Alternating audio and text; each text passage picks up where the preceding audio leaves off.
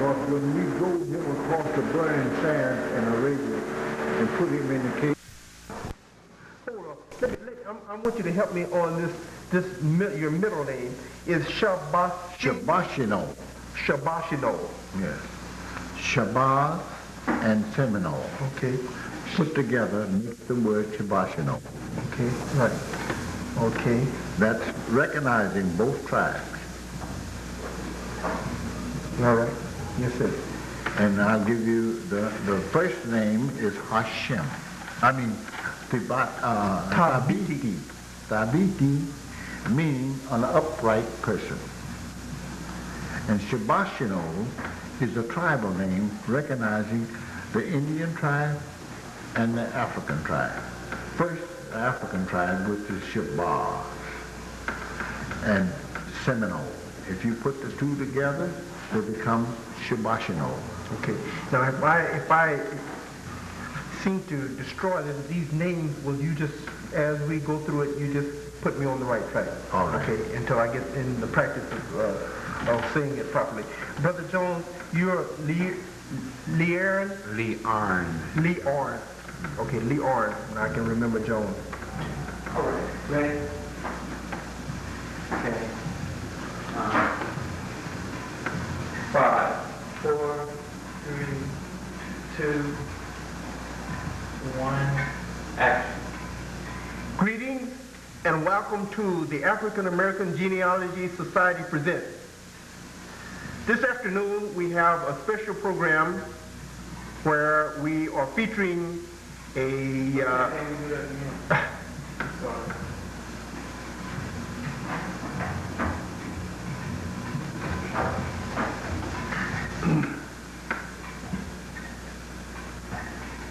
And Brother Sam, if you do it, what do I need to do? look at the camera. Okay.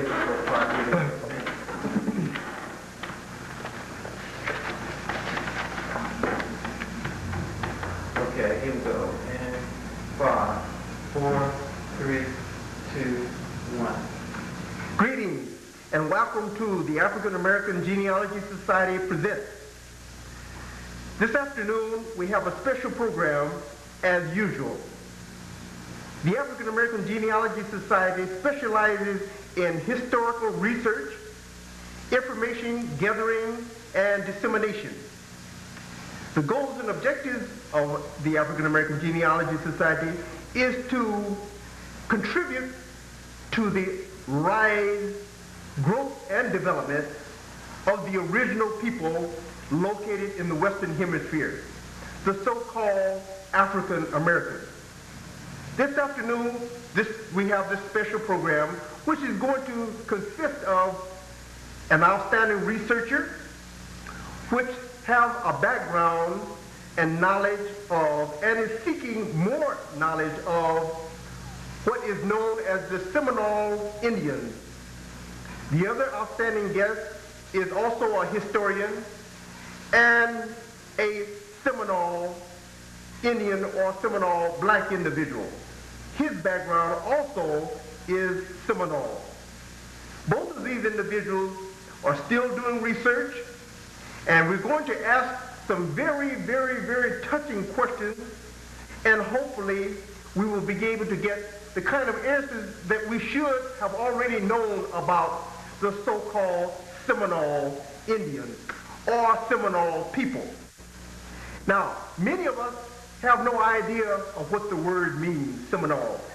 Our guest tonight is going to explain and give the history and depth and origin of the Seminole. Who is the Seminole? Where are they and where were they located? And how relevant is the Seminole people to the African people here in the wilderness of North America? At this time, I would like to introduce both of our guests. Number one, our researcher, Mr. Le'Aaron Jones. Mr. Jones, it's my pleasure. From now on, we're going to call you Brother Jones because we are certainly brothers. Do we agree? We agree. Very good, sir. Thank you. By the way, my name is Brother Sam Shabaz Muhammad, just in case I didn't tell you that. Next I would like to introduce to you an outstanding guest. And this brother's name is Brother Thabiti Shabasinole Hashim. Brother Hashim, greetings and welcome to the African American Genealogy Society Presents. Thank you. Brother Hashim, first of all, I would like for you to explain to me and also to our viewing audience the name that you have, Thabiti Shabasinole and Hashim. Would you please, after my effort of pronouncing that, would you give us an understanding of the name and the significance of that name today? Yes. Thabiti Shabasinole Hashim. That Thabiti is a person who stands for uprightness and strives to be upright.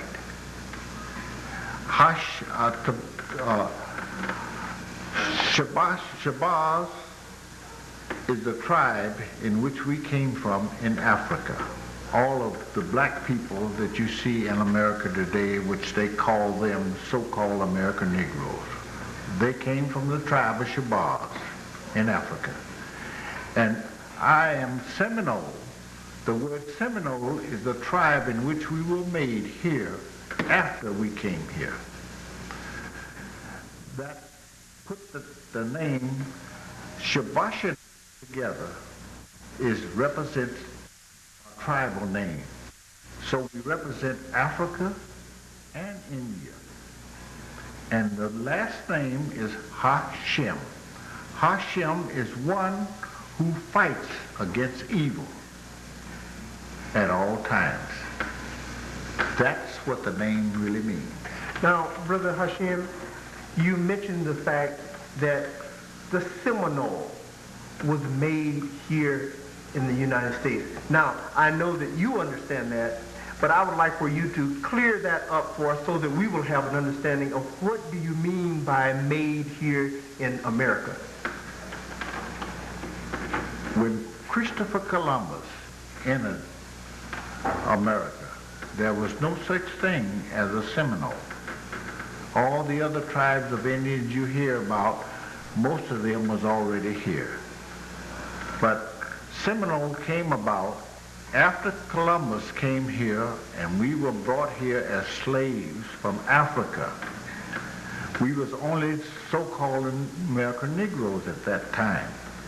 But we were slaves who ran off from the plantations, primarily in Mississippi, but some came from Alabama and all different places, and ran off from the white person who was the slave master. And they went into the swamps, and the swamps was infested in Belzoni, Mississippi. That's 15 miles from Yazoo City, Mississippi, where I was born. And I was raised up in Jackson, which is 45 miles from there. So when we ran off from the slave master and went in the swamps, there were many quicksands in that part of the country at that time. And the quicksands people would walk on those and go right down, and you'd never see them anymore. They just disappeared. And so when my parents ran off, not only my parents, there was many more. I can only tell you the story of my parents because it was handed down to me almost like writing in a book. In Mississippi, the old people there can tell you stories that clear back in the slavery time. Many things they can tell you. But we don't take time to listen to the old people. When I say old people, I'm talking about 100 years old, 90s and 100 and more. Of course, me, myself, I'm 72 years old. And I'm proud to be 72, and I plan to live a long time. But when the slaves ran off, the Indian was sitting up, kind of want to know like something.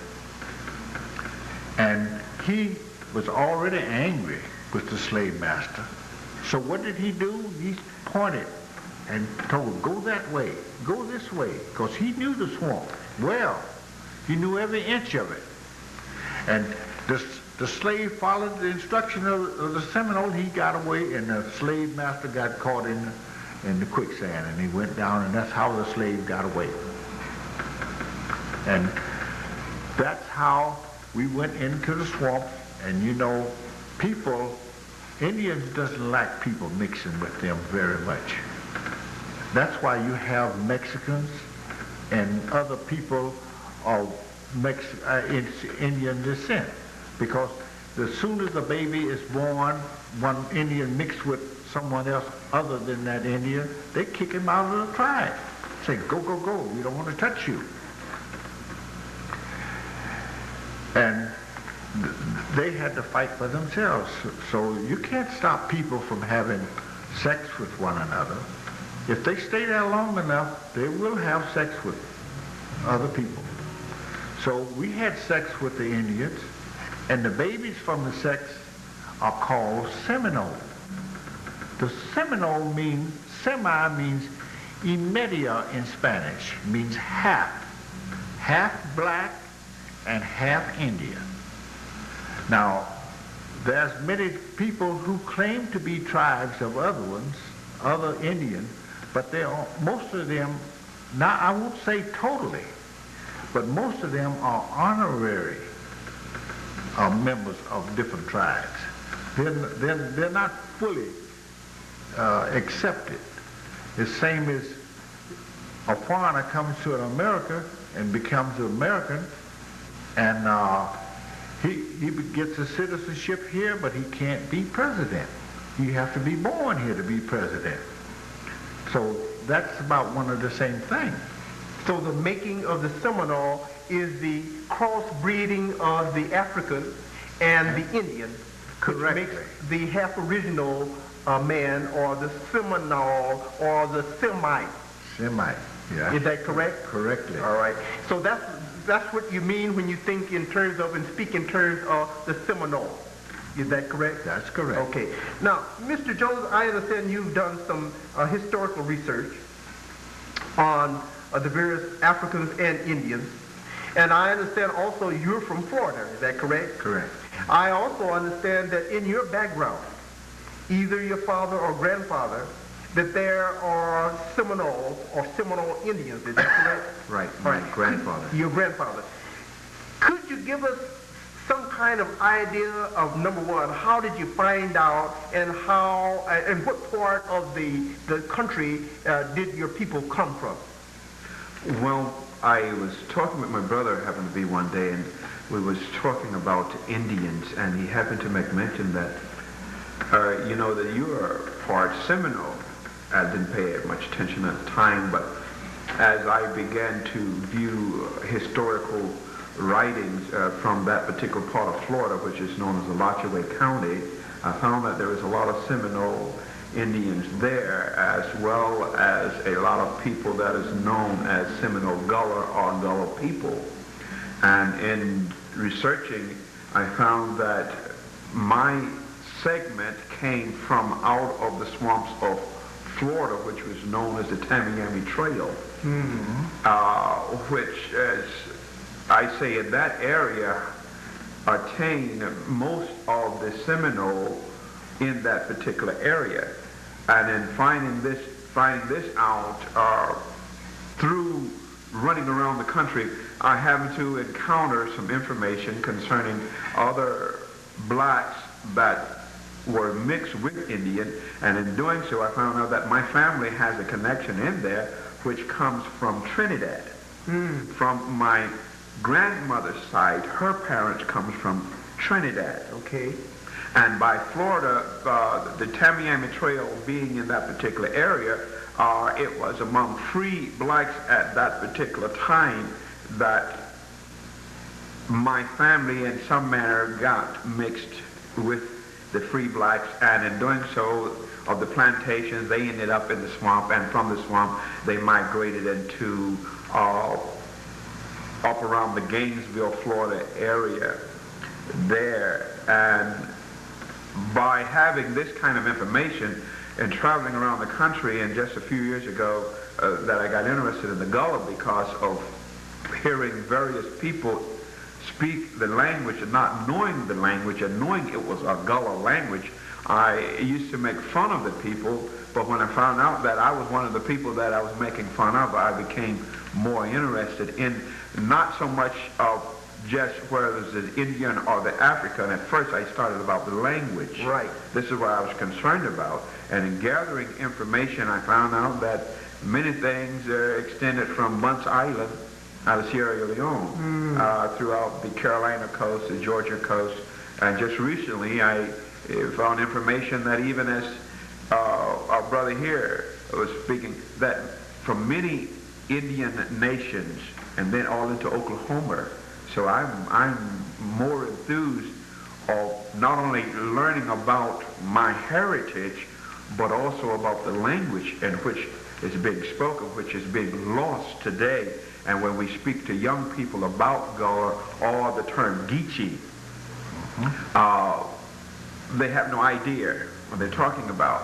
And many of the islands in where this language was once so fluently, the young people now are just fading away. The more they become more educated, the more they want to speak the proper English.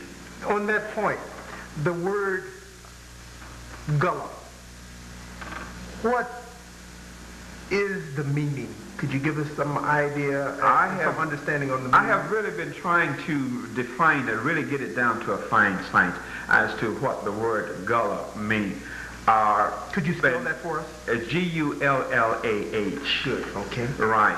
But what I'm finding out that it is a mixture of dialects. Okay.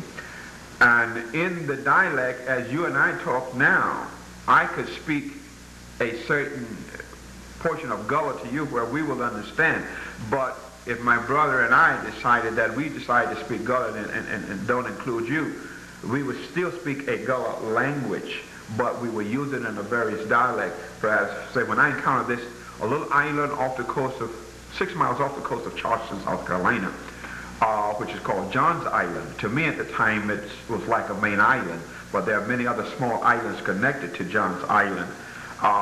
That at one point of time from 1950, I guess it's to 1965, a man, Mr. Jenkins, that is a great historian and helper of that time,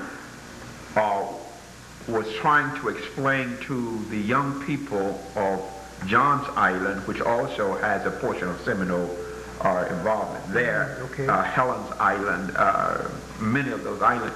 But the language itself, when we speak of Gullah, I found that it was a mixture of Portuguese, it was a mixture of Dutch, it was a mixture of various dialects tribally, and in various portions of John's Island, they speak Gullah, but depends on what part of the island that you're from, that the dialects change. Okay, very good. So it's a great portion of history that I think much of America, especially black America, should be involved in, because without this, we're not knowing exactly just which direction we're headed on where we came from. That's right. That, which leads me to this question, Brother Hashim.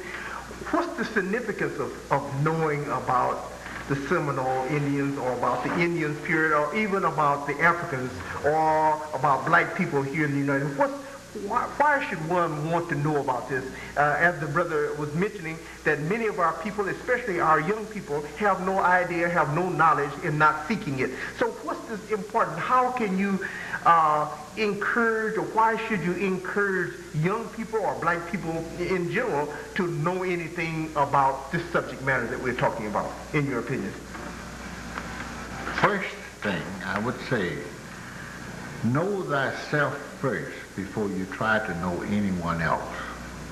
Find out about you, where you came from, how did you get here, and what you did, and what's the whole background of you.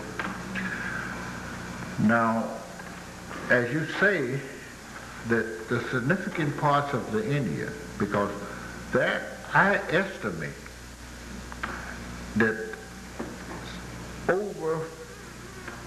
45 or 50% of the American Negro has some type of Indian blood in him. They're not Seminoles completely, because Seminoles you have to be at least half. And half of it, you recognize that.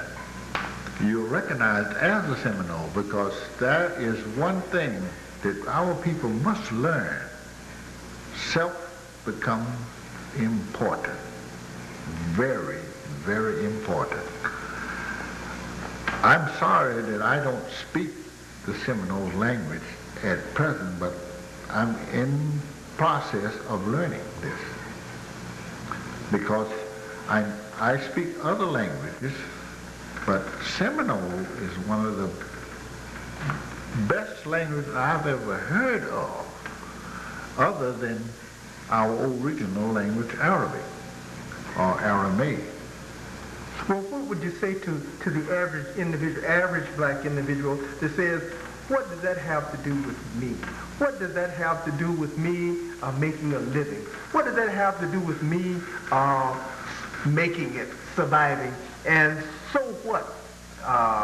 Black people and Indians came together, and now we have Seminoles, or the relationship between Indians is the fact that the Indians and the Africans fought together. I understand that is a fact, right? Yeah, fought together and defended each other. So how do you defend your position to our people that say, so what? Well, one thing I wanted to say is I used to look at these cowboy pictures, and they would be shooting down the Indians, and I would be cheering for that, until my parents really made me realize that Seminoles were part of me. Mm-hmm. And I used to be cheering for the Indian, for the cowboy to kill the Indian.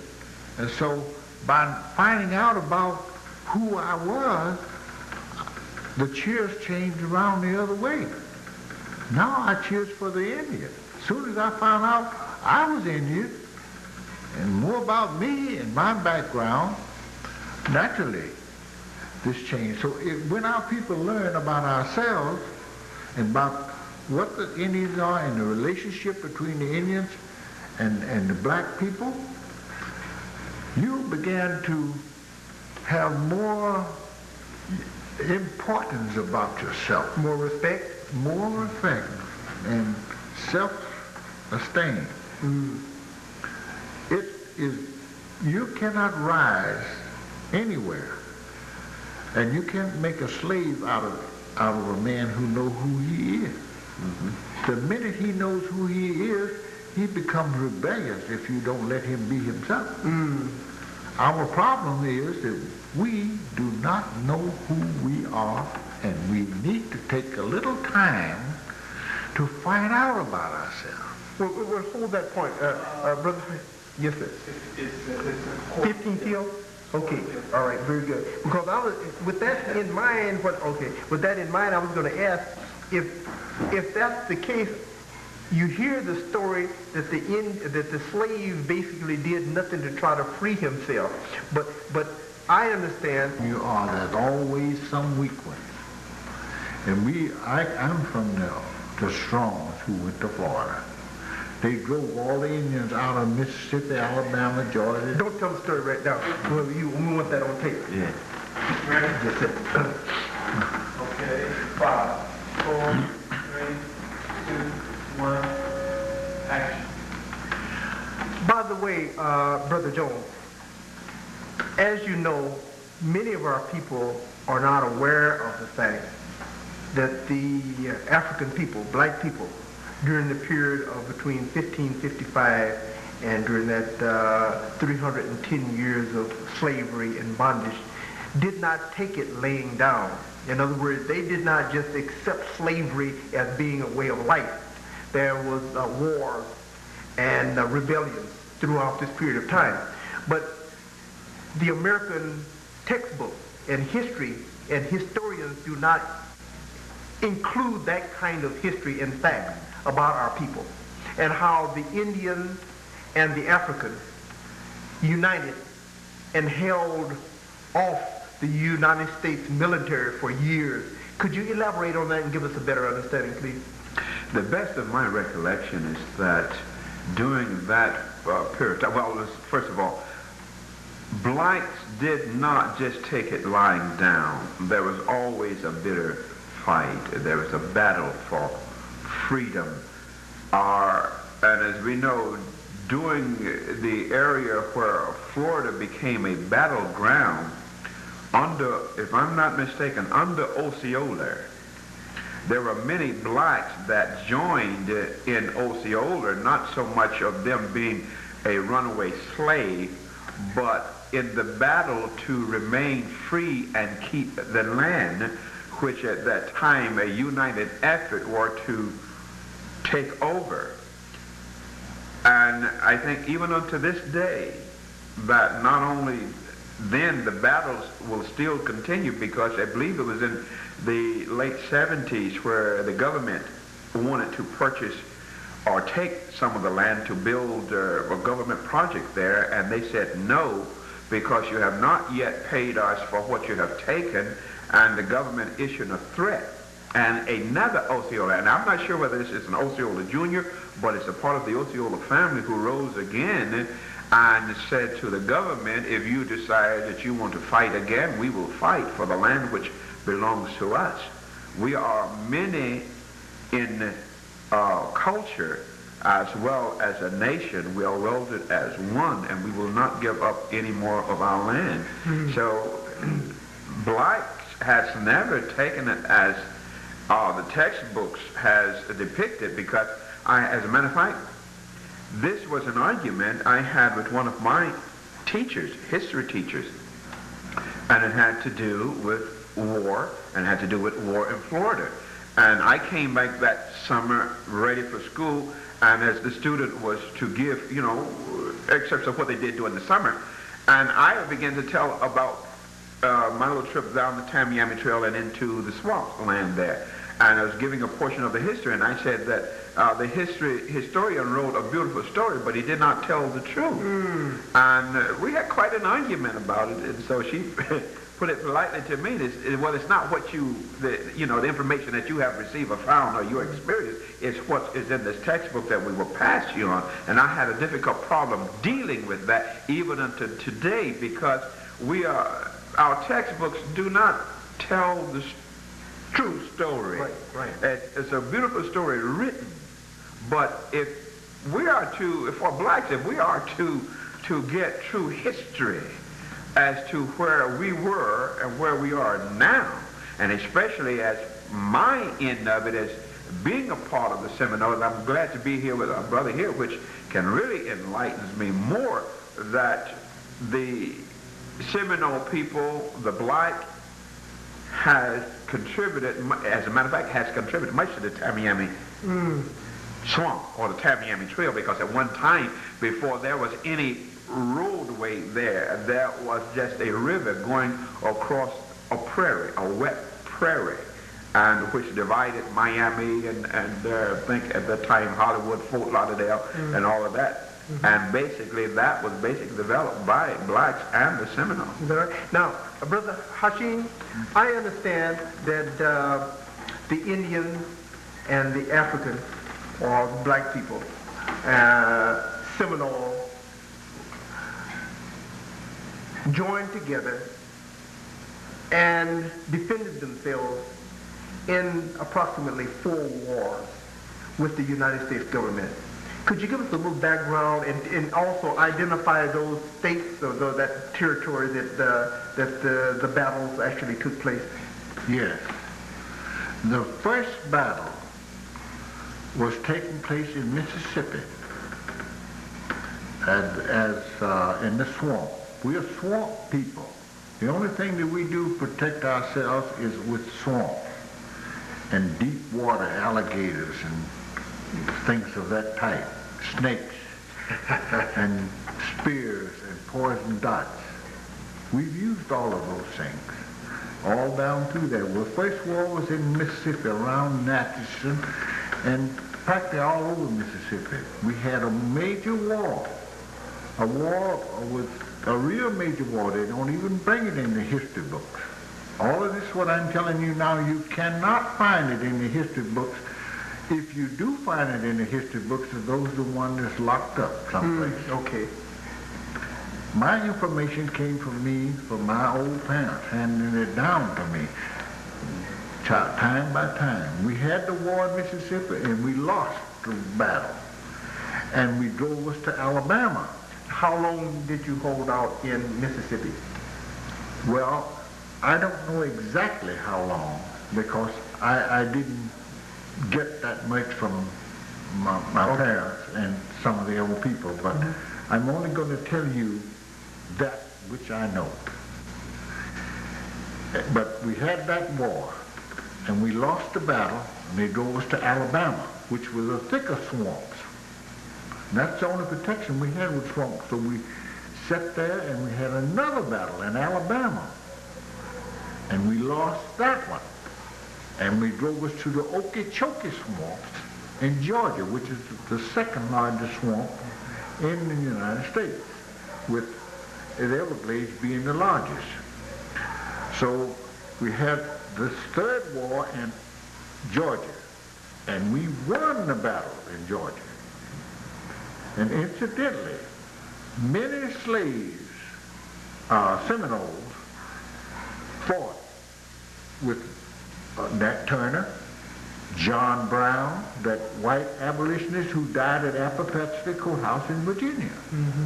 Many of them fought and went all up in Kansas and Oklahoma and fought with John Brown through Missouri. And you know, he died in Virginia at Appahatchee Courthouse, as I say. The Seminoles have a great history of fighting. And we won that battle in Georgia, and we went around and took up all the slaves that we could get our hands on. Every one of them, took them away from the white man, made the white man put them on a boat and take them back to Africa. And they formed a country in Africa today that's known as Liberia, coming from the word liberty. And we freed those people and took them back out, and they said, Seminole, are you going to stay here now? No. We said, we're going back. We were so successful in the war in Georgia, we're going back and fight another. We're going to free every slave in the United States. And we came back and had another battle, and we lost. And they drove us down into Florida, which was another heavier swamp. White man can't fight in the swamp. He doesn't know how to fight in the swamp. He's a different military person than we are. And so that's where the tribe is around Everglades City and deep down in Florida, as this brother has told about. And our chief says, as long as one of us are living, we have one intention, says keep fighting. So we're going to take this country back regardless of death.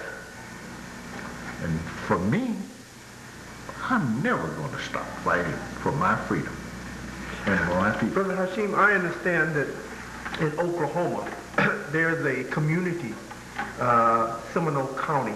Right. And I also understand that the Indians there, I'm not sure if it's the Seminole Indians or just the Indians there, somehow came into an agreement with the United States government. And in that agreement, there was a settlement of a kind, or reparation. Right. And the reparation supposedly was for land taken and spoils and the killing and the murder and the ravishing of the people. I understand also that all of the Indians or Seminoles were not included in this. Right. Could you give us some background on this? How is it that some were not included?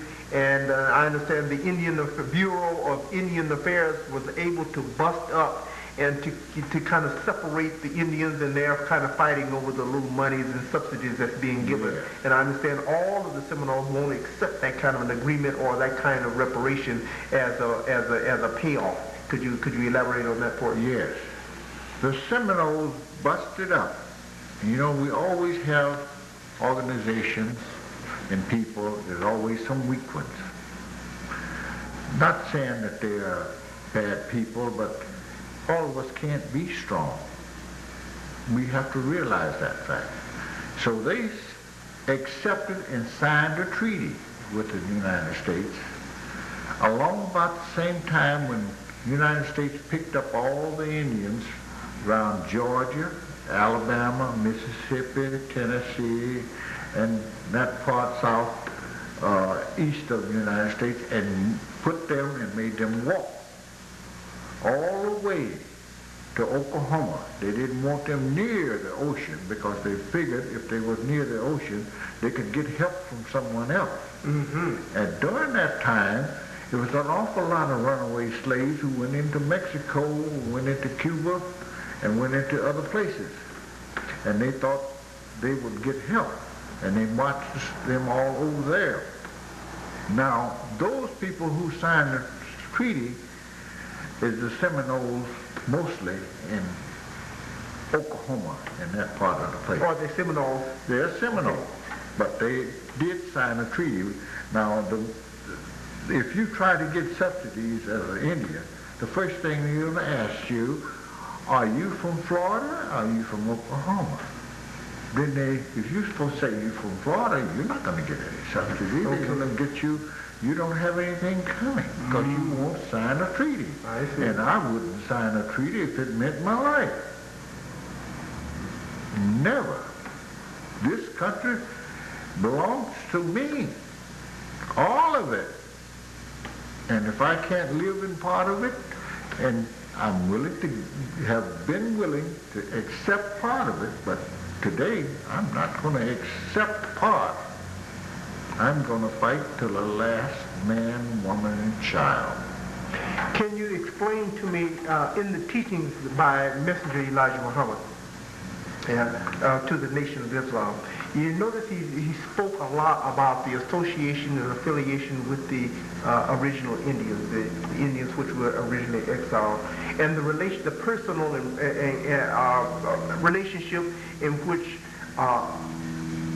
in the future there would be a uniting of the nations. Then the nations would be the black man, the original black man, and the original Indians.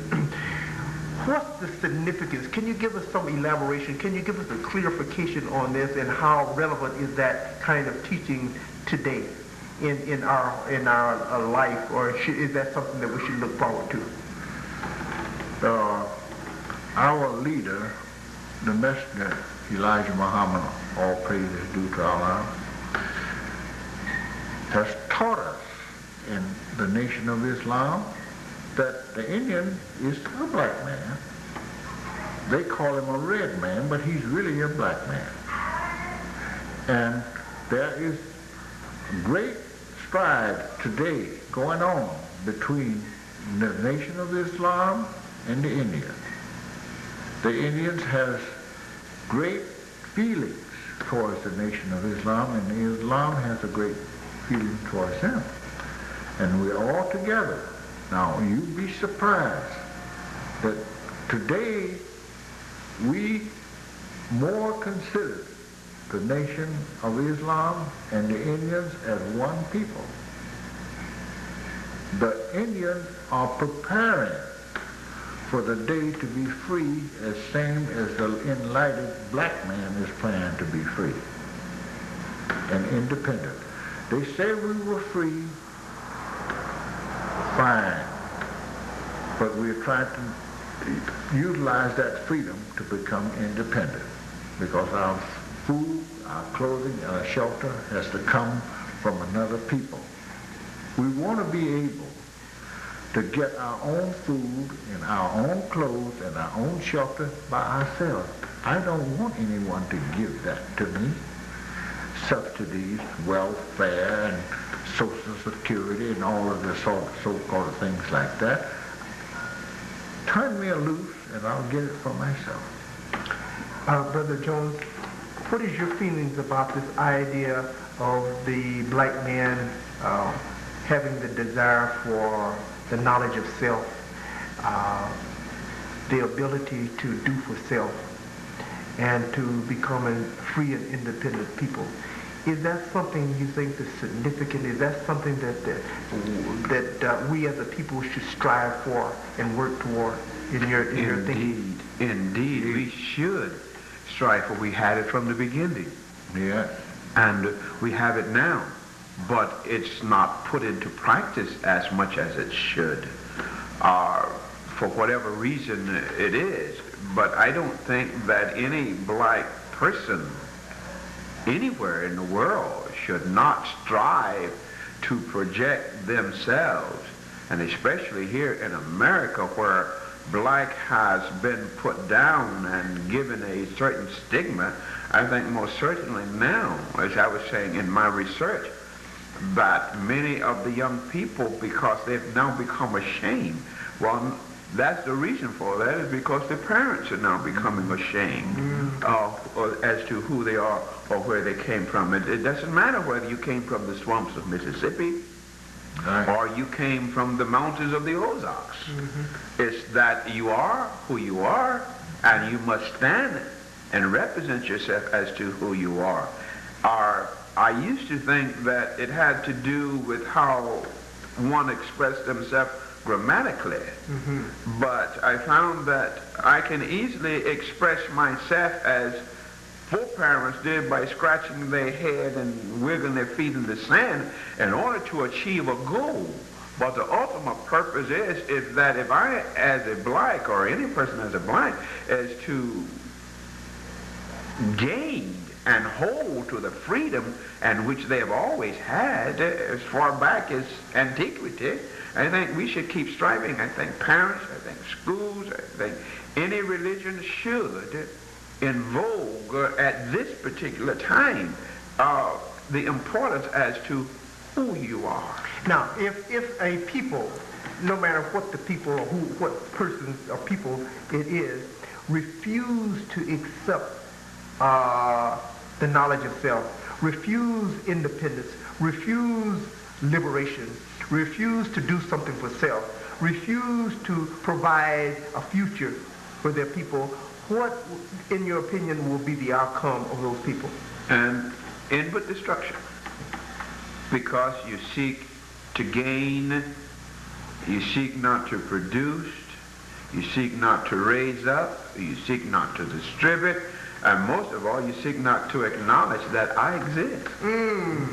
If I cannot, as I often, as I speak to many of young people, first of all, I have to acknowledge that I exist as an individual. I exist. And as part of existing, I am a part of a whole. No person is an island, and no man is an island unto himself. And I say this because a part of, I say, self-educating, that I sought to reach out to those who had more to offer. If I were to talk to young people about teenage life, I couldn't tell them about teenage life. I don't know anything about teenage life because I was always involved with adults. I was always involved with business people. I was always involved with educators. It didn't matter to me whether you was black, white, or who you were. If I felt that you had something to offer, and I would tell any person today, especially black, I would draw as Socrates did at one point, wanting information and not just settling for any information to create a philosophy for himself as well as he wrote for others, is that he would draw from the sources that were available, whether it be a doctor, a lawyer, or educator, or a soldier, or a general, and he would bring them all in an arena, and he would project questions, gain answers, get an insight, create depth, and then he would conclude with, out of all the information, and focus in on himself. So I think that we as a black people should be able to focus in on all of the information that is given, whether it be media, whether it be by storytelling, whether it be by experience, and pass this down to our children, that we are somebody. We have always been somebody, but not as the white man has depicted us to be nothing. Because I've had some experience in France that in 56, which I felt should have been dead years ago, they still looking for a tail. So I feel that as a people and as a person or as a group of people that has information, regardless whether that individual understand or not, keep giving. When we stop giving, there's nothing for them to receive. As long as we have knowledge, we have information, keep giving, even though we say, I don't want. Sure, I want. But there's a reason why I would say I don't want. But if I keep giving long enough, you keep seeing, you keep experiencing, then pretty soon you're going to have an experience. And an experience you're going to have to share. And sharing is saying, I have hope. Now, Brother Hashim, you mentioned the Nation of Islam. Yes. You mentioned the Nation of Islam as though our listening audience and our viewing audience understand what that means. I would like for you to give us some kind of understanding of what is the Nation of Islam, what does it mean, and how relevant is it today, or is there any relevance to Islam or the Nation of Islam today? Now let's take it a step at a time, because I asked multiple questions here. What is the Nation of Islam? You mentioned the Nation of Islam, and you also mentioned Messenger Elijah Muhammad. Could you explain those two, Nation of Islam and then Messenger Elijah Muhammad? The Nation of Islam is a religion to uplift our people here in North America to the utmost of the trials and tribulations that we have gone through, and to bring them up to an upright people. And the Messenger of Elijah Muhammad, all praise is due to Allah, is the messenger, was taught by God himself to uplift our people. Master Farad Muhammad visited here in the 30s and came and taught Elijah Muhammad to teach us and to give us the message and give us the truth. The truth is what the Nation of Islam is all about. We do not tell lies, and we fight against lies, and we fight with the truth at all times. We are not a militant people as you think. Some people call us a militant people, say you're out to get guns and this sort of thing. We don't have guns, but we are armed with the truth, and the truth shall set you free at all times. So that's what the Nation of Islam is here for. How relevant is the teachings of Messenger Muhammad today? As you know, there are many that say, well, that was fine maybe 10, 20, 30 years ago, but today we have to let that go, and we have to take a new way and find a new way. How relevant is that teaching today, or is there a relevance today in the kind of teaching that the Messenger Muhammad taught the Nation of Islam? What he taught from the 30s up until he died, it was good then and it's good now. Because we haven't advanced any place. Because can you feed yourself? No. Can you clothe yourself? No. You have to ask another people for this. And you have to come through someone else. I should be able to feed and clothe myself. I don't want to be on welfare. I don't want anyone giving me anything. Get out of my way and I'll get it for myself. So I'll ask you the same question that I asked Brother Jones, that for those of us as a people that refuse to do those things that's necessary, such as food, clothing, and shelter, provide those essentials, what will be the outcome of a people that will not heed that kind of teaching and attempt to do what's necessary to become a free and independent people? They are going to destroy themselves. And they are going to be destroyed right along with the enemy. Who is the enemy? The enemy is the so-called devil in America. Because the devil is a thing, if you look in the dictionary and see, a devil means such a word. He's a devil, he does devilish things.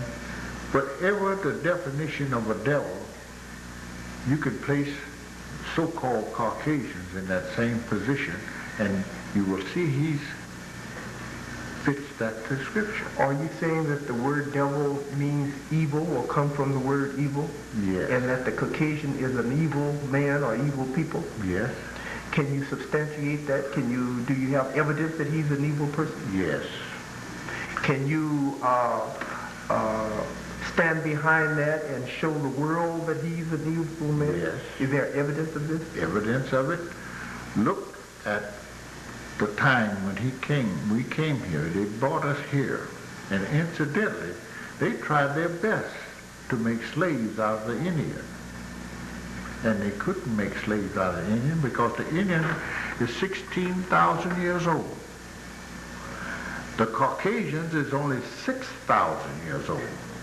And how can a 6,000-year-old tell a 16,000-year-old, which is 10,000 years older than they are? He tell them, you be my slave. The Indian refused to be your slave. That's why he's almost extinct now. He died first before he would accept it. So he went back to Africa and brought us here and made slaves out of us, separated us from our culture and brought us here. And he didn't turn us loose like we are today. He put us in pens. And naturally, people have sex. They're never going to stop that. And babies are born, and as soon as the baby got born, he went in the pen and pulled him out and took him away. Pulled another one out and took him away. The original slaves that came here died in the pen. I understand they were breeding farms. They were breeding farms. And we are the people over here that he taking the babies. And he taught them only what they know today, and did not let anyone come in here and teach them anything. And that's why he went so hard and so strong back to Africa. Those people that we freed in Liberia, he went back to Africa and he fought many wars to capture Liberia. And today Liberia has a duplicate flag of the United States. Mm-hmm. It looks just like Old Glory. Brother Hashim, should the black man here in America, should he be concerned or should he be upset or be preoccupied with all of this history that you speak of, this history of slavery, suffering, and death, of annihilation and out of genocide? Should the Indian and the African, should they be concerned, or should they say, well, the white man did not know what he was doing, and that he's forgiven, and therefore let bygones be bygones, and let us go from 1992 and let us all get along together. As you notice on TV now, they're saying, well, can't we get along together, and why can't we work together and live together? So should we as a people consider or take under consideration all of this great history that Brother Jones and yourself have been talking about, when we have many of our people seem to think that that information is insignificant today, and that we should let that go by the wayside and just start with 92 and let us work all together? You cannot go back. You cannot do that sort of thing. You have to see yourself for what it really is. You can't turn around and say, let bygones be bygones. In fact, the white man won't let bygones be bygones. Look at you today. Ask yourself the questions. Why are we in the condition that we're in? How are we kept in this condition? We kept in this condition of every phrase in our lives. Look at your TV. Look at every phrase of your life. Wherever you go to school, it's all gauged against you. The whole system is gauged against you. Look at the Korean. He came here just a few days ago. He's setting up shops here and working, got stores. We only still selling our bodies as workers. That's all we have to sell. A Korean or Japanese or the other people, they come here and they'll sell toothpicks or safety pins or something. White people in the society won't bother them about that, but just you try one thing to go out and get a loan to do this. They'll hand you a loan every day in the week to buy a mobile home, to buy a car, to buy these things that not, but if you try to buy a big truck now, oh, we can't give you that loan. Because they say, you become independent. Anything that makes you independent, you cannot get. They deny you this in many ways. License and everything that you try to do it. And if you try to get too much of anything, they'll mash down on you. Come down on you for sure. They'll let anybody else, Korean or non-white, get anything. But the two people in here today that suffered the most is the Indians and the blacks. Mr. Jones, yes, okay. Let me ask, see, because I'm driving at a point here. Okay. Would you say that the Indian are the people aware of their true history and are conscious of the condition that they're in? Yes. What about the black man in America? Black man in America is just now beginning to become aware of his history. What does it take to make him more aware, or is it important enough for him to become more aware?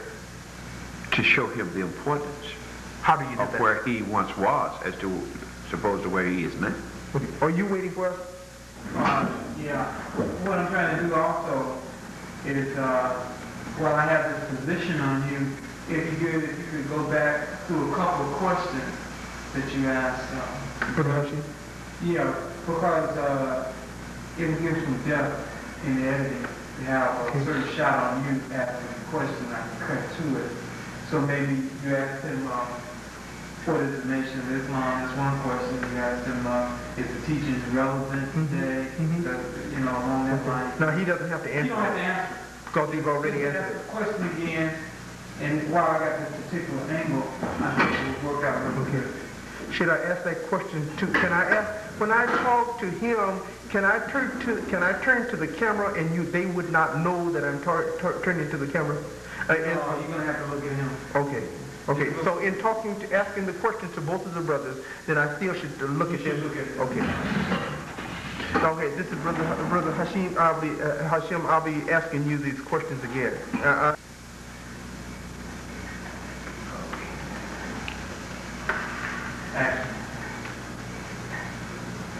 Brother Hashim, you mentioned a couple of names that I would like for you to give an explanation. Because I'm not sure our viewing audience know the definition or understand these two names. The two names is, number one, the Nation of Islam. Who the Nation of Islam is, what does it mean?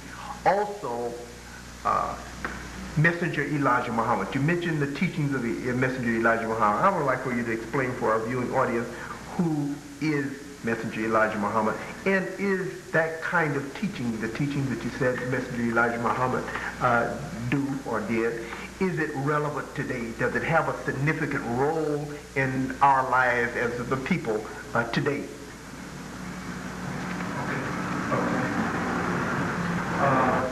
And action. Brother Jones,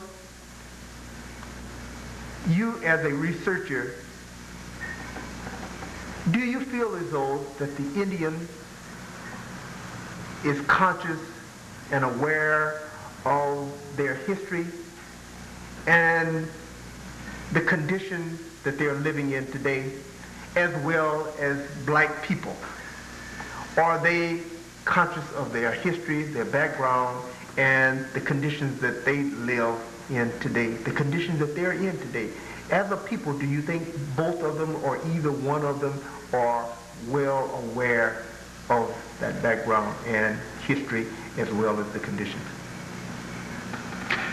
Yes, I think they are very much aware. I think the Indian is very much aware of their history. They have, well, they're still in the storytelling. They are still depicting and are into their children their history. They're very much aware of it. And in America, for blacks, there's only certain areas that blacks is being made aware of who they are.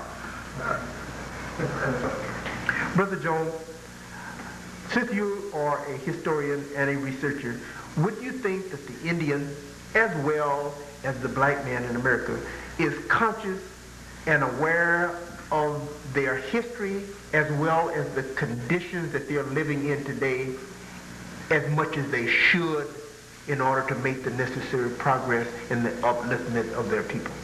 No, they are not in total awareness as to where they should be and as to what they can do, because they have been denied certain basics or a certain bit of information, and the condition upon which they live they're not concerned. It's basically survival. Let me survive. As a matter of fact, that I recently, among the Indian nations, their biggest problem now is alcoholism. And that's telling me there that I want to survive, but where do I go? What do I do? And I make mention of history, so I've been beaten, I've been whooped, and I'm still being whooped, so what am I going to do? Well, when we reach into the black race, we're no different. Okay. We are receiving the same kind of treatment, the same kind of information. We are denying our jobs. If we get the education, we still being denied the position.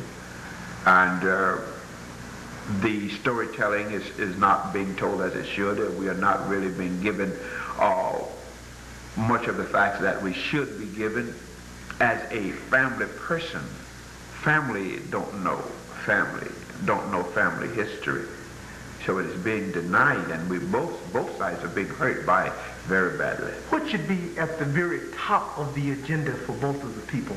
Both the Indian, as Brother Hashim mentioned, the two people that have been damaged most of all and at the brink of extinction have been the Indian, so-called Indian, and the black man here in America. In other words, the black man that you see today is not the original man at his best.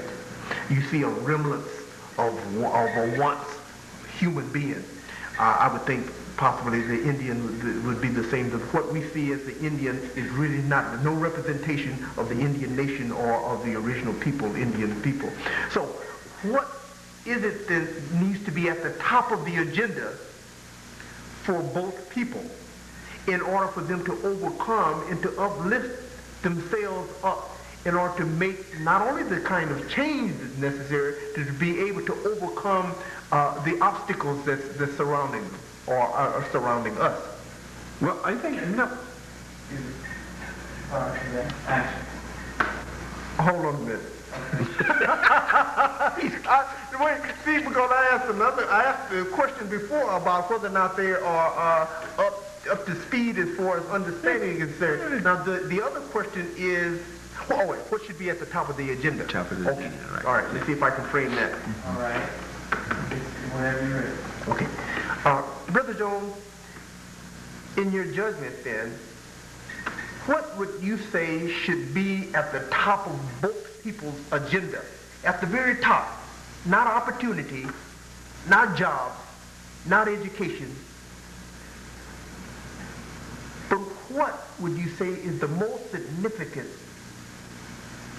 issue to be at the top of the list for both nations in order for them to become the people that they once was?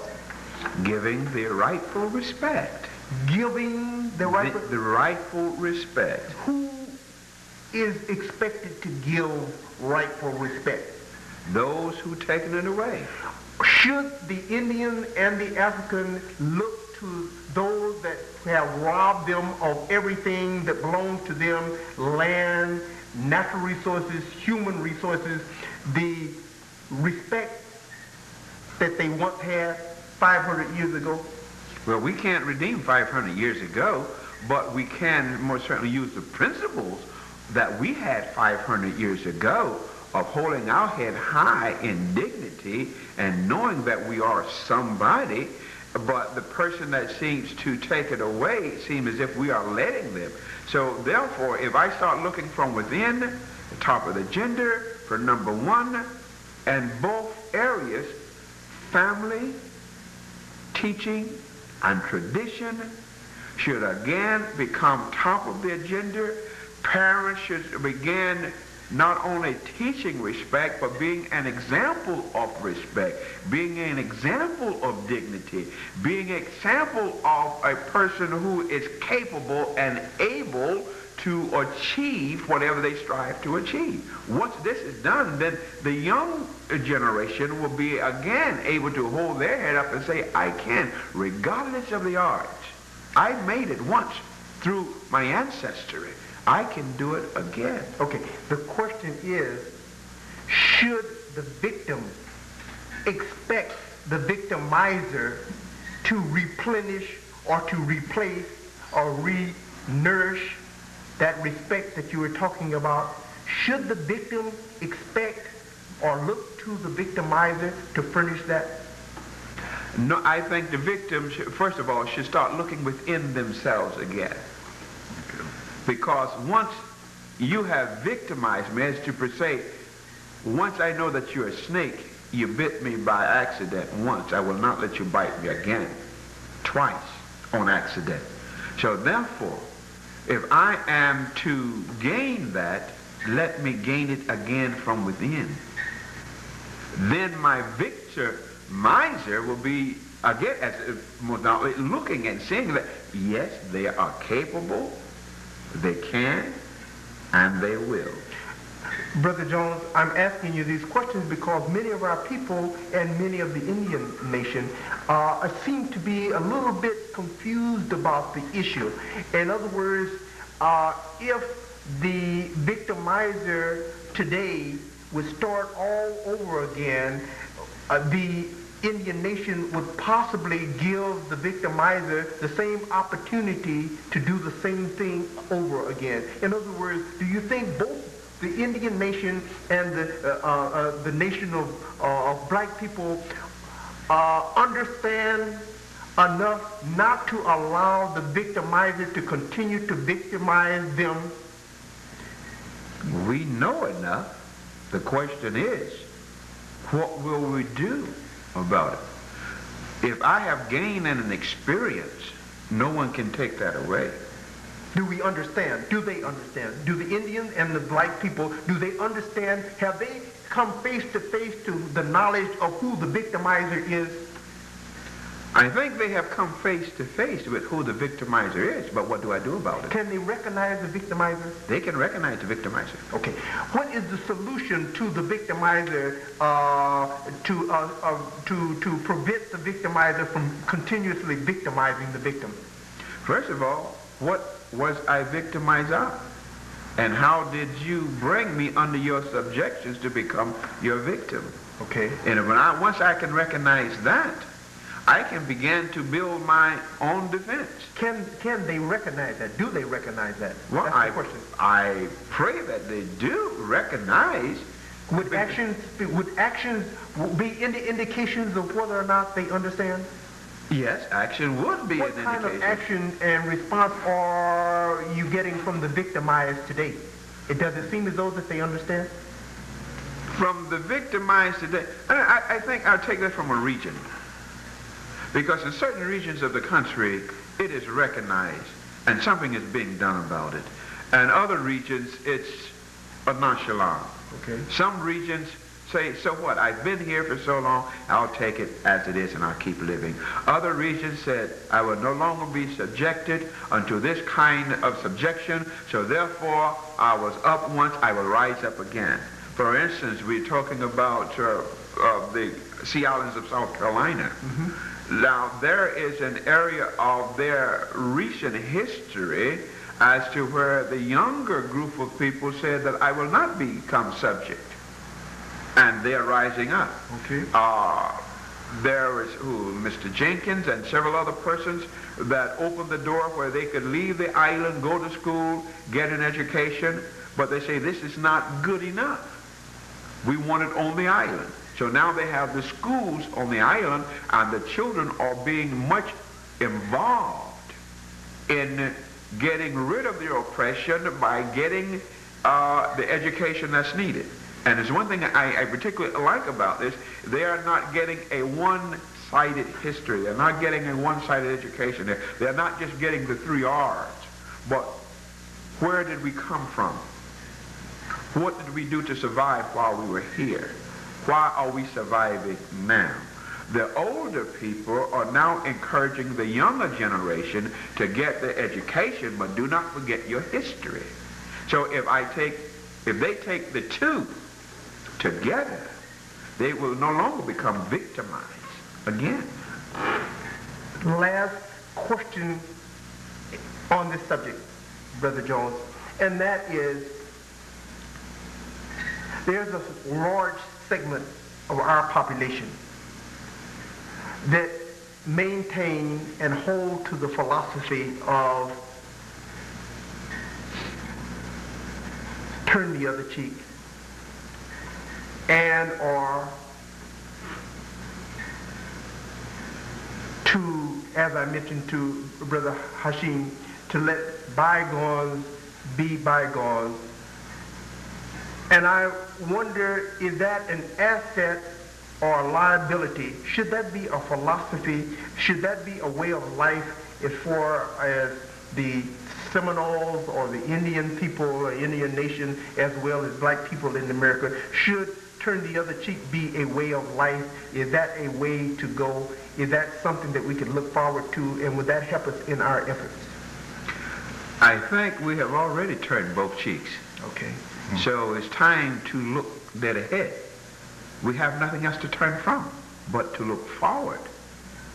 Because I think the victimizer, as we were saying, has already slapped my head around now, so it can't be turned anymore. Very good. I have to look you in the face. I have to look forward. I have to move forward. I have to think with hope. I have to move with hope. I have to live with hope. Brother Hashim, you seem to be a man, not only a historian, but dedicated. You have the spirit, you have the enthusiasm, and the will to do something about the condition of your people, whether we're talking about the Indian people or the African people. However the public understands that. In your mind, what should every black man, what should be his responsibility? Or are we as a people responsible to take on a level of responsibility to do something about the condition? And what is it that should be done to try and uplift their people? The main thing we need is education, not in the sense that we should take the education that we get in the universities in America. That's fine, but that's only training. If you leave and go to every university in the United States, pertaining to the larger ones, maybe some of the black ones, I'm not talking about those. You cannot get an education in there. You will only get training how to work for someone else. Education is you must know your own history. and know where you come from, how you came here, what you have done. The further you go back into your history, the further you can go in the future. History is the only subject that is education. Your history, not his story, but your story. How does one get that? Here you have a people, both the Indian and let's say the black man here in America, and both are lacking in knowledge. Is that right? Yes. All right. Now, if a man is lacking in knowledge, how is he to get this knowledge? Is he supposed to go out and get this knowledge from the public school system? Is he to go out and go to the community and get it? Where does he get this knowledge that's going to uplift him and his people up and bring them back into rulership or to have a free and independent people? Where does one get that kind of knowledge that you're saying that's required? This education that you speak of. Yes. This education is flourishing each and every day in the Nation of Islam. And the Nation of Islam is also teaching in the Indian reservations. And Indians are people here. They're teaching all minority people. We have Indians, we have Mexicans, we have Chinese, and we have Indians from India, black people from Africa, and all parts. The Nation of Islam has been one of the greatest things that has come to North America in many, many years. And that's where we can get this education that we need and be taught about them. We have other organizations here that teach us something about our history. Try all of the organizations, but mainly the Nation of Islam, taught by the Honorable Elijah Muhammad and Louis Farrakhan, teaches us education. As a critic, one would ask the question, well, what would be the difference in the information that I would get from the Nation of Islam versus the information that I would receive from Africa or from the AME Baptist Church or from my brother nationalists or Islam from Arabia? What's so significant about this knowledge that you're speaking of, the Nation of Islam has, that's different than all the other sources of information that will help uplift our people? Is there a difference? And if so, what is the difference? Well, it's one book that you can get, The Message to the Black Man, written by Honorable Elijah Muhammad. That book covers a great deal of education that we should have. Now, other nations you see that write and held things, some of them do not have the knowledge.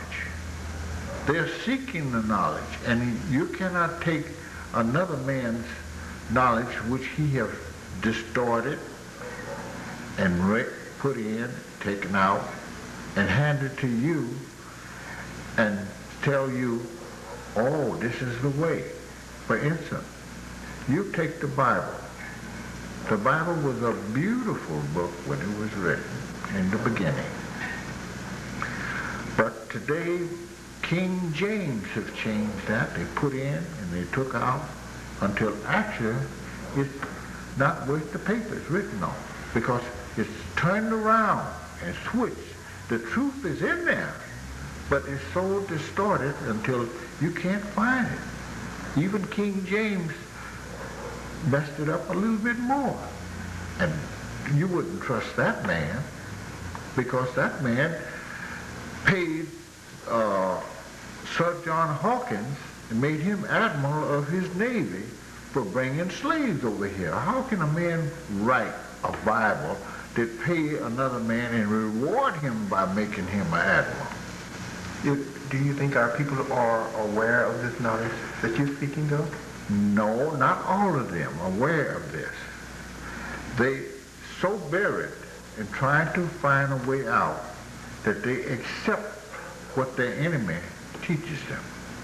And accept this because they are afraid. They are afraid to stand up.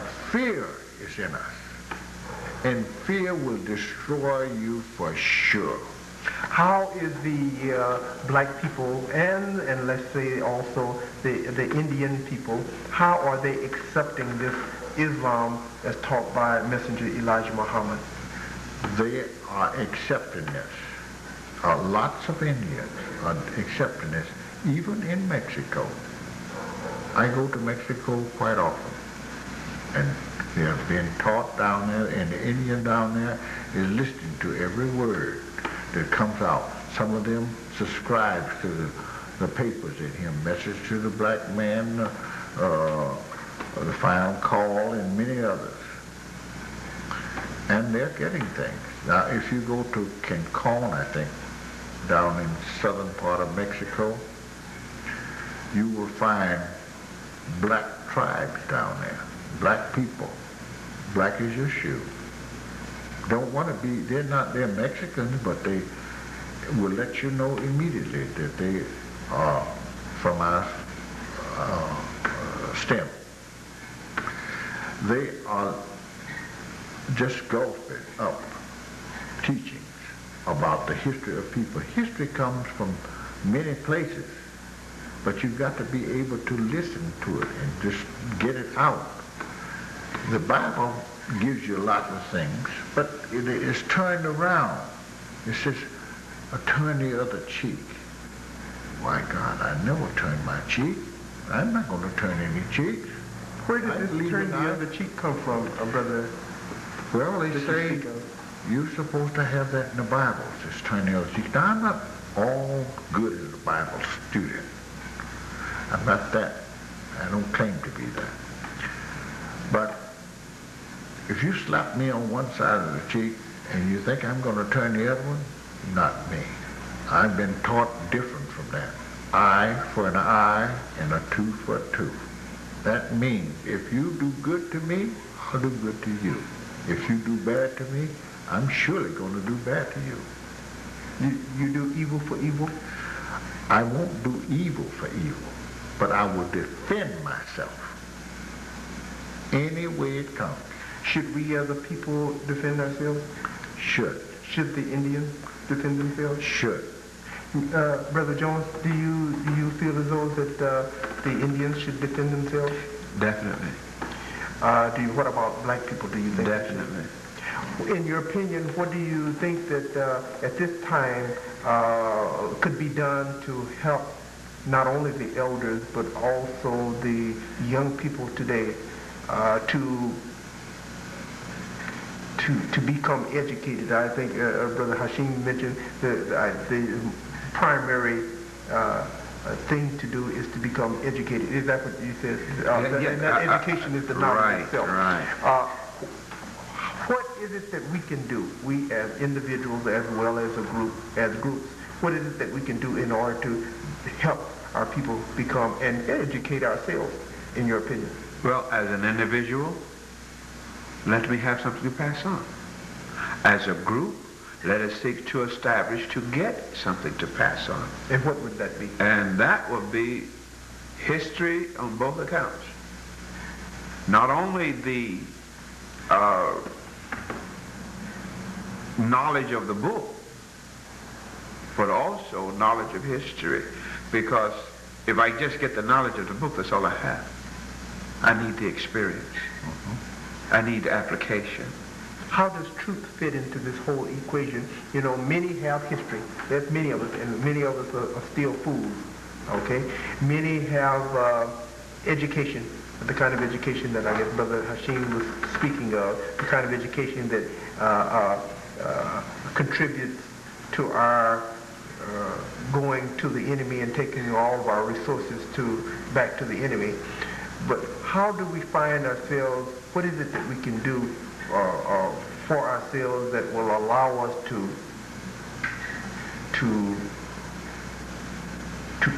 have truth? Where do we get truth from? And how do we know truth from falsehood, since we have been bred and nursed on falsehood. Where do we get the truth from, in your opinion? Now, Brother Hashim mentioned the fact of the Nation of Islam. In your opinion, how do our people, where will they get this truth? We're looking for truth. History is fine, but if history can be history, we're looking for truth in that history. Is that right? And today it's very difficult to determine what is truth and what is falsehood. So in your opinion, where do we as a people find that truth? Well, then when we start looking as to what is and what is not, first of all, the process of elimination, what is not and what is. I find that on both sides, if we are looking in the area of religion, I find that what works for you that gives you some stability, because I find truth don't bend. Yes, sir. It never bends. It never gives. Yes, sir. It will remain. It will prove itself. So therefore, if we look into the religious realm, which is it's very argumentative, which I try to avoid sometimes because it gets so out of hand. But if we're looking in the religious realm for truth, then I have to agree with anybody that says from the source, and that's God.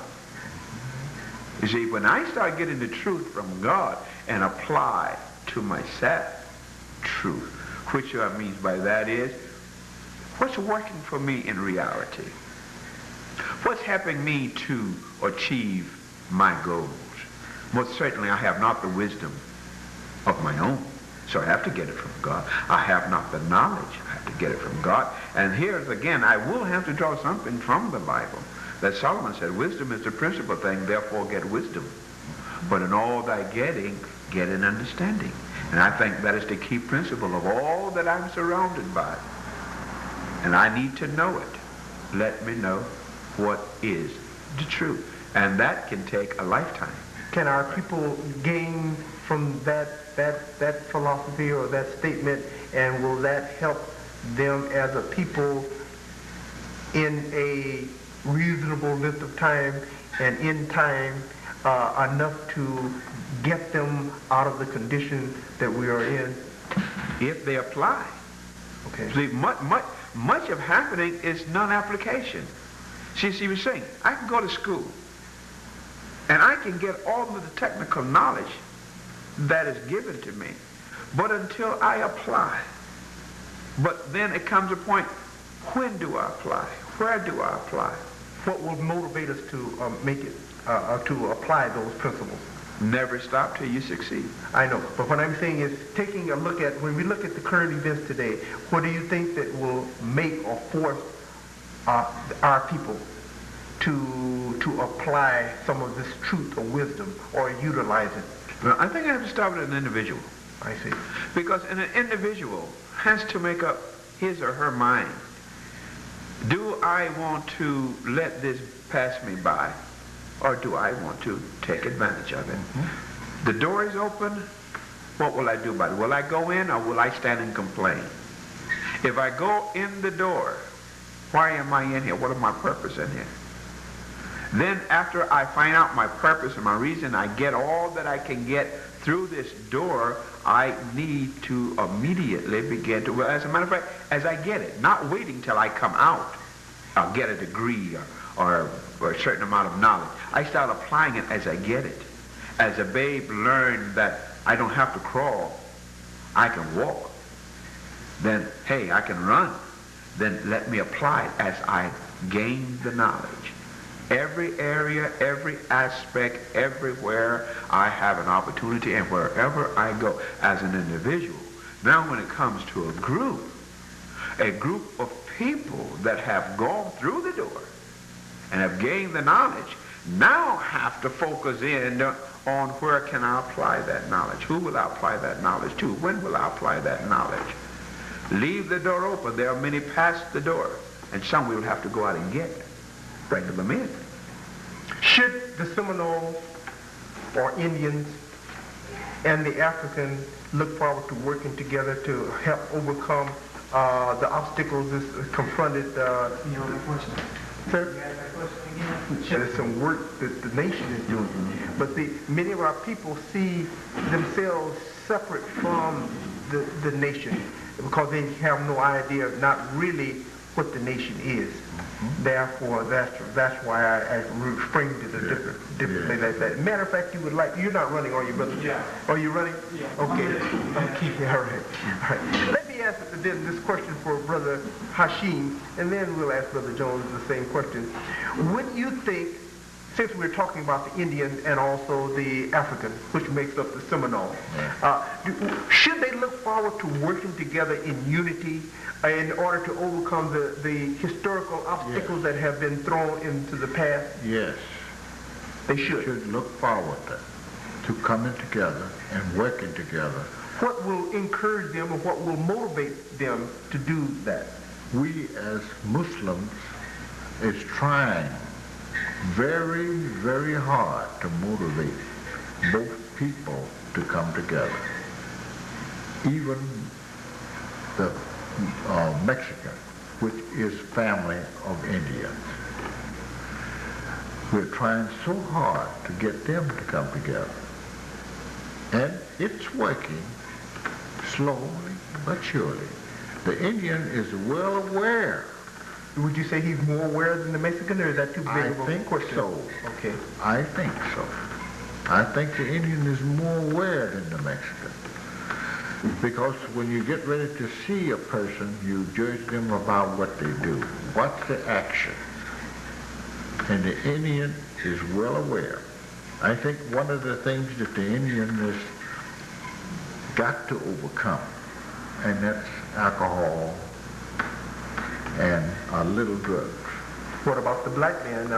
The black man needs to be completely overhauled with drugs, from drugs. Okay. And Mexican also. Right. Brother Hashim and also Brother Jones, how can the Indian and the African expect to come together in unity when they are not in unity with themselves? Let me explain. The Indian right now is divided among themselves, and this is what makes them very vulnerable and makes them susceptible to not only the vices but also the enemy. They become prey to the enemy. The African also have the same problem, and the problem is that since we're divided among ourselves, even in family, blood family, then it makes it very easy for the enemy to come in and capitalize on that. So how can we expect to unite with others when we cannot unite or have not successfully united so forth together? Brother Jones, you can... Well, I think one of the prime principle, cardinal principles is, since we understand that we are divided, then... Do we understand that as a people? Not as a whole. We do not understand that we are divided. We talk about it, but we don't understand it. Do we understand the significance of unity as you were speaking of? We talk about it, but we don't understand it. All right. Then if we do not understand either one of those, then why is it that the one would then take up the notion or take up the task, the awesome task of unity? The journey must begin somewhere. But the key, though, is this. If a people or a person do not understand the significance of unity, then what is going to then make them take up that awesome responsibility, especially when you're living in a society that rewards one, seemingly though, for being self-motivated and in competition and selfish. So what would motivate one to share, as the brother was saying? What would motivate one to come and say, well, brother, I know that you don't like my brown shoes, but we're going to be brothers anyway? What would motivate a people to then overcome those kinds of obstacles if they have no knowledge of the fact that that is a problem? Well, one of the things I think personally is finding that which makes people come together. Wherever there's something that's bringing a group of people together, bringing harmony, unity together, and first of all, for me, I would like to know what this is all about. Why? I investigate. In investigating, I'm certainly going to find out the reason why. And then once I find out, then I begin to share. Is that true, do you think, for us as a people? As a people, it's true. We're working on it. It may be a slow process, Do we have that kind of time? What time are we living in now? Does the time allow us to go through the process that we're going through? The process that I'm speaking about is to do it at your own free will, especially when you're spending 8 hours a day working on somebody else's job, and you spend maybe 1 hour working on your own. In other words, since you're not spending any effort and energies into doing the kind of things that we're just discussing right here, so what would make one take up that awesome task? First of all, if they do not have the knowledge, do not have the understanding of the importance of unity. I'm back to that point. Okay, for me, I think from a personal note, if I could pass this on to an individual, if I'm standing still and I see people moving past me, it tells me, and they're going in a specific direction, and they seem to be happy about it. They got a smile. They're enjoying where they're going, and yet they keep passing me. I think I should join in the crowd, find out where they're going. Okay, hold that point. Now, Brother Hashim, I've asked that question a number of ways. Now, I'm going to ask you basically the same question because we're going to be closing shortly. And we're getting to the point of how we can reach our people. That's the key. That's the significance in all of this questioning that we're doing here at the end. How do we reach our people? How do we motivate them? What does it take to get them on the path for self-upliftment? Because it does take a level of responsibility on all of our parts. You mentioned that as an individual, as a group. Is that right? And you also mentioned the fact that we cannot unify the two nations here, or the Indian nation and the black nation, if the black nation cannot unify for them with themselves, or do not have the knowledge or understanding of the significance of unity. You follow me so far? So I'm back to the point of how do we reach our people, get them to understand the condition we're in, get them not to just know, but to understand the condition that we're in, the significance of unity, and get them to pick up that awesome task, because it is an awesome task. Would you agree? I agree to that. Yes, sir. But, as I said before, there is one organization that's teaching us. I remember back in the 40s and the 30s that we used to conk our hair, and we used to do all these things, and to finally come along, conk our hair. Would the 30-year-old or 20-year-old young man understand, or young lady understand what conk is? No. All right, would you explain that, please? The conk your hair is when you make up a solution made out of a lie. We wanted to be like our slave masters so bad that we would take our hair and we'd put this lie on our hair to straighten it out and get the kinks out, because we wanted to be like the slave master. Okay. And that was a conk. Now, that's one thing. The messenger Elijah Muhammad, all praises due to Allah, taught us and brought us away from that conk hair. You can hardly find anyone today with that conk hair. They brought out the big naturals and all the other things. And aren't our ladies braiding their hair now? That's one thing that is inch by inch has been taught through the Nation of Islam, that we're changing. Notice the styles of the Muslims. They've changed their clothes style. They're teaching every day in households, in different places, how we should dress, how we should eat, what we should wear, and what we should do. These things civilize people. And we are not a civilized people here in America. We are uncivilized, and we've been taught to be uncivilized by our slave masters. Hold that point. Here is a critic. Critic says that I don't agree with you. I don't believe it. First of all, it's religion, and I don't believe in that. I think that we should do anything we want to do whenever we want to and do your own thing. And this whole idea that you say of unifying have no significance today. If you get a good education and get a good job, what do you say to that kind of a person?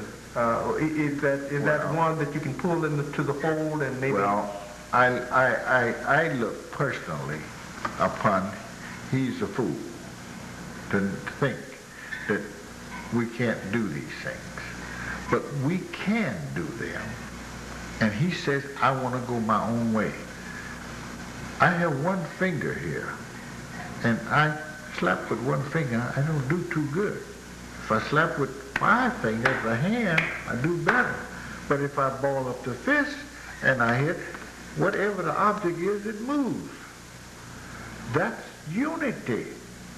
And the place where we get the unity and will uplift us is from teaching and motivation and telling just little stories to raise up our people. These things have got to be taught in the homes. Now, these people who don't want to come to the Nation of Islam has got distorted minds. They talk about, oh, you're this, you're that, but you don't investigate. They should investigate these things. Investigate and see what it says. They say, oh, you're teaching hate. No.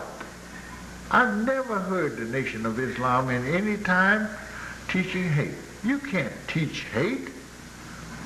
He never tells you to hate people.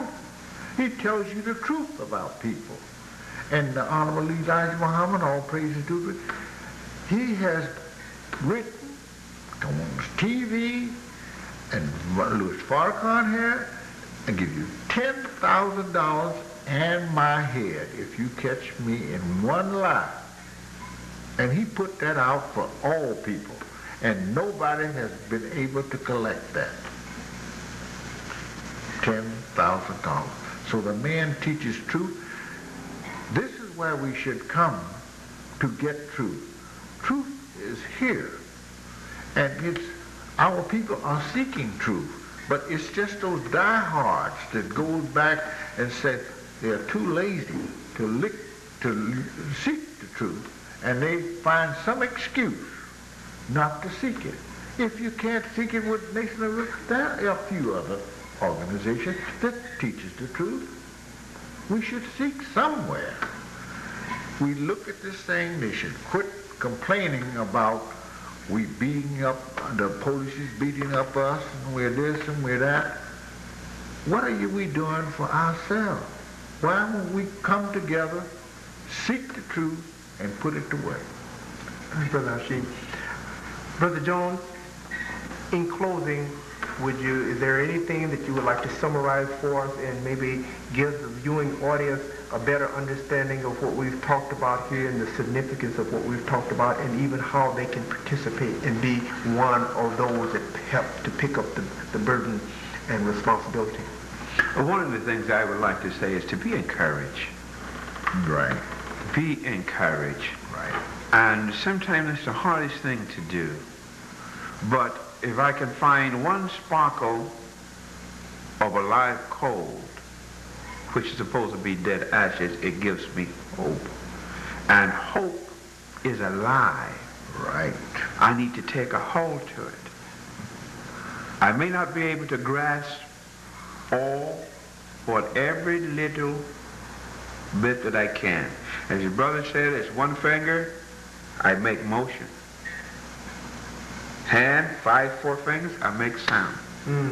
But with the fist, united together with the palm, the wrist, the whole arm, and the body, and put it into motion, I make a move. Hope is alive. We have hope. Reach for hope. Seek for education as to secular knowledge. Get all you can. History, get all you can. But I think number one is to know oneself. Very good, Right. sir. Brother Hashim, how would you summarize everything that we've talked about and discussed today, the significance of it, and how we as a people can then benefit from this and actually be a part of this upliftment. I really think that here today, listening to just the three of us here, I have even learned something myself. And I think that we should come together in many ways to learn and to be learned and to give all hope and encouragement. Give encouragement to your brother. Look over to him and say, brother, drop a little seed on him of truth. It's just like when you go out and plant a garden, you drop a seed here and you drop a little seed here. Some brothers you can't drop too many seeds, but drop one or two in there and encourage him. Give him a smile. Though he's got his rocks in his jaws, take the rocks out of his jaws. Give him a smile. Say, come on, brother. We're going to do it. I love you. Come on. We're going to do it. You know, if you had money in your pocket and you took it out and you started giving people money all up and down the street, that wouldn't help our people. Because sooner or later when you got in the next block, somebody would knock you in the head and kill you. So if you walk down the same street and give brother a good smile and drop a little seed on him, just about enough that he can take it and move on to the next brother. After a while, he sees you the next day, he says, that guy told me this. Next day, our society presses on him a little bit and presses him, cop pulls him over and beats him up and do this. He remembers that seed that you told him about, and it comes into mind. Next thing you see him coming down the street and meet you, the rocks got out of his jaws. A few rocks got out of his jaws, and he started smiling at you, and you started smiling at him. You can make a good friend, a good person out of that person. We have to teach each and every one of our people the truth and encourage them. And every time you meet a brother or sister, talk nice to them and encourage them to do better. That's my way of thinking. That's what I've been taught. To encourage people to lift themselves out of the muck and the blood and come on and unite. Brother Jones? Yes. Brother Hashim? Yes, sir. It's been more than a pleasure. It's been an education. It's been a blessing. And I've been motivated, and I appreciate the wisdom that you've imparted to me and also our viewing audience. Yes. And I hope that we can do this again. I hope you continue to do the necessary research that you're doing and further the knowledge so that we can do this again. And then you can open up a few other avenues and give our people another peep into their history so that then they can see a future for themselves. So I would like to thank you. I would like to thank our viewing audience in behalf of the African American Genealogy Society. This is Brother Sam Shabazz Muhammad saying peace until next time.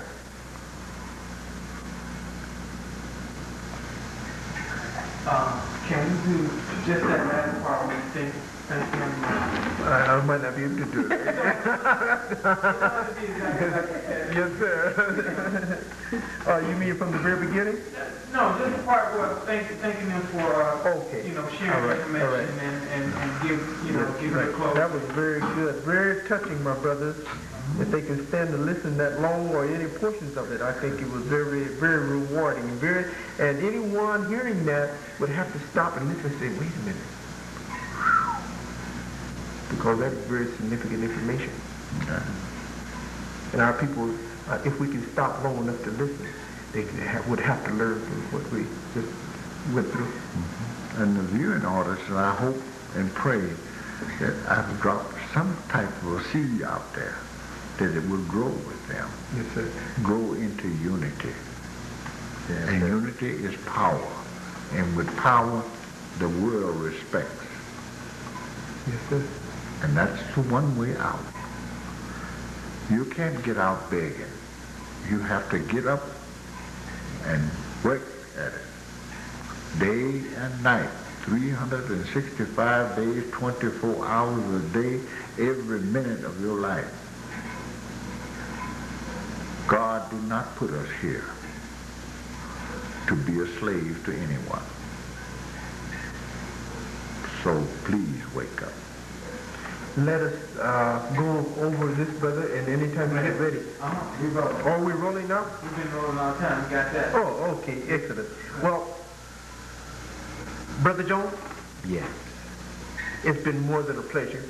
I certainly appreciate you taking the time out to share with us the knowledge that you have about history and about the knowledge of the Seminole people and the African people.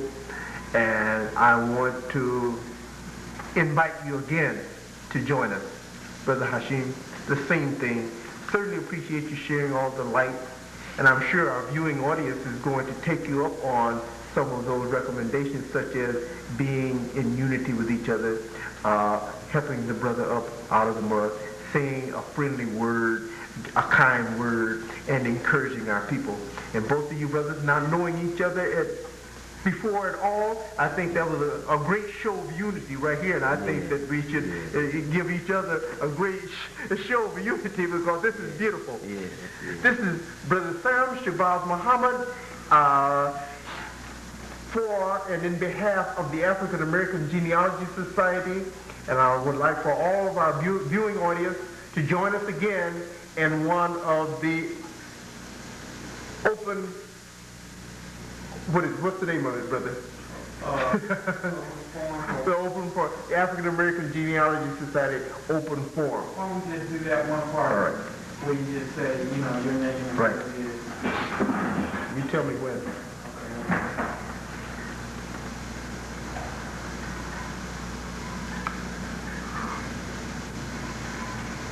Okay, go. Again, I would like to thank our audience, our guests, and I would like to invite our viewing audience again to the African American Genealogy Society Open Forum. So in behalf of the African American Genealogy Society, I would like to give the greetings of peace in paradise of Assalamu Alaikum, Brother Sam Shabazz Muhammad. Okay. Well, brother, we might not use that closing. Let's do another closing. I just, yeah, right. Let me see if I can do that. And then at the very end, why don't you do this shaking hands? At the very end? Okay, all right. Maybe that's the time. Okay. Finish break, All right. Okay. All right, stand by and, okay, action. Again, I would like to thank our guests tonight, and I would like to thank our viewing audience. And would like to invite you all again to another one of the African American Genealogy Society presents an open forum.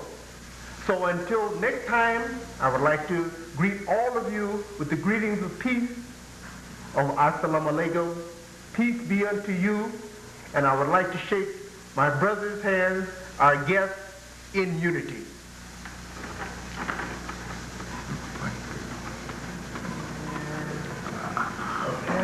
All right, that's great.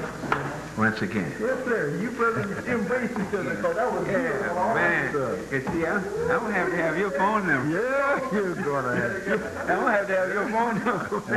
You know this, brother? There was no conflict at all. You know, usually you have somebody say, well, I don't agree with that, and I'm not going to stand for this. But you notice there's a beautiful how it flowed, and you didn't even know each other, didn't even know each other's names. No. Well, it's one thing I found as a little fella. In running around as I did, I learned to use a little common sense. Right. But yet at the same time, I learned to use another man's philosophy back on him. Because I've been in some areas that where a young 14, 15-year-old black boy has got no business being by himself.